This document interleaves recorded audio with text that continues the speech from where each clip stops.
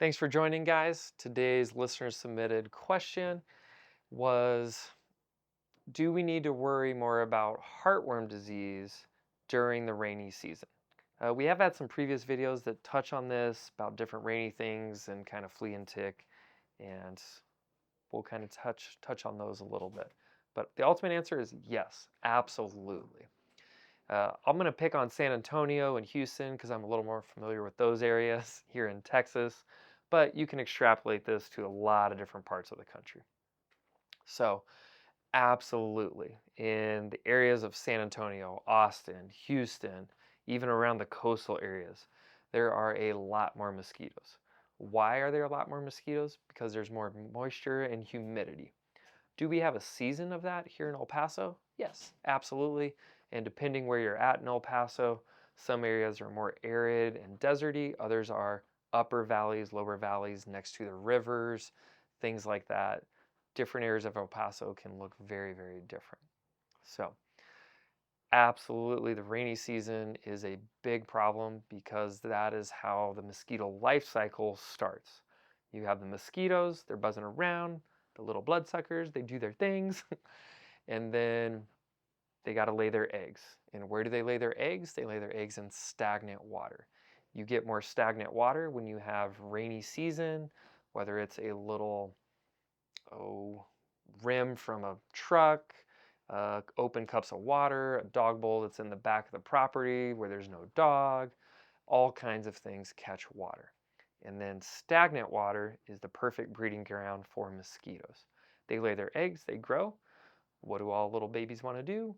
They want to eat, nurse, they want to eat, they want to feed. So you get more mosquito population going up with more moisture. And then all they got to do is bite an infected animal. Does not have to be your fur baby. It can be a feral cat. It could be a squirrel. It could be a chipmunk. It can be a wild deer. It could be a skunk, a raccoon. The list goes on and on. So all it needs to be is a mammal. And if they bite a mammal, then they can transmit that microfilaria, which are basically the baby heartworms, from an infected patient to another patient. Now, there is some species-specific things with this a little bit.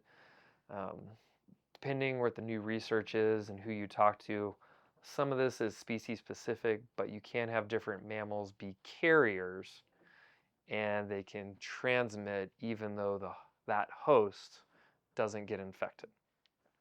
So, you know, is there specifically raccoon heartworms, and is that different than dog heartworms? There's a little bit of newer research, some different things that touch on it a little bit. Historically, when I was taught, no, heartworms are more species specific, but yes, cats and dogs can get them and they can pass them back and forth. So, just an FYI, keep a tab on the updated research. It's been changing a little bit, and I just haven't kept up with it here recently. But ultimately, traditionally, what we're talking about here in the veterinary setting is an infected dog has heartworms. Maybe they're living their life, kind of like COVID. Some patients are asymptomatic. Others can have symptoms, and occasionally it can get life-threatening. I don't think heartworms are quite as bad, but I don't see it near as much as a lot of my colleagues in the Houston area or around the coastal areas, because we just don't see it quite as much because of the desert landscape. But ultimately, if you have a mosquito bite an infected patient and then they buzz into the house, mosquitoes do get inside, just like cockroaches. We try not to, we minimize it, we treat them, we do everything, but it still happens, and they're little insects and they're very good at what they do. The mosquito can get to another patient who's not on preventative or protection.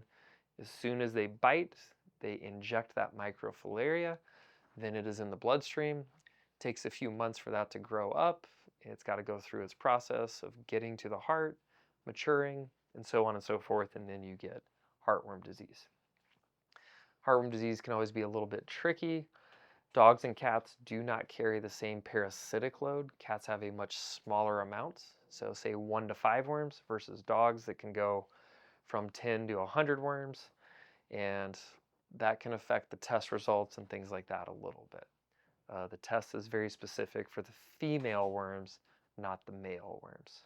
But we'll save that for another video on another day. Thank you again, guys, for your support. Appreciate everything you do, and we'll see you around.